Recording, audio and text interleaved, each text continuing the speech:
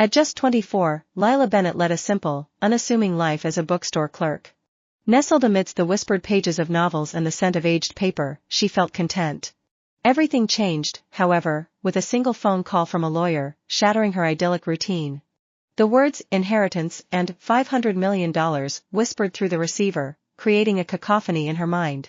Her great-aunt Marjorie, a woman known for her enigmatic presence and reclusive nature, had passed away, leaving behind a legacy that now belonged to Lila. A whirlwind of emotions enveloped her, from shock to disbelief, as she processed the weight of her new reality.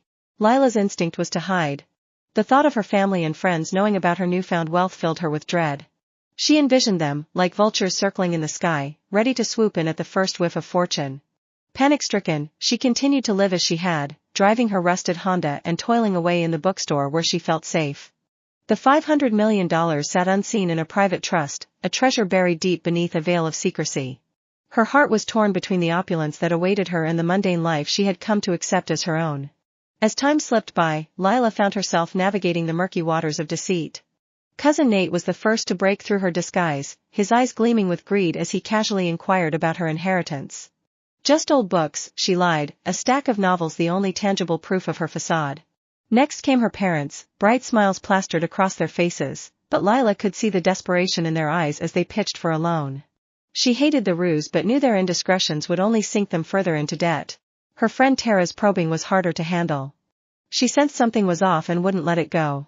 Lila brushed it aside, but she felt the walls creeping closer as suspicion loomed. Determined to understand her financial reality without entangling herself in the lives of others, Lila discreetly hired a financial advisor. With each consultation, she learned how to navigate this new world, donating anonymously to shelters, paying off debts, and secretly dreaming of oceanside getaways. Alone one night, she held a glass of cheap wine up to the moon's reflection, whispering gratitude to Marjorie.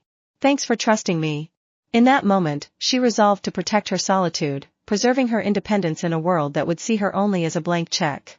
For now, Lila was content as a bookstore clerk, and that was all she needed.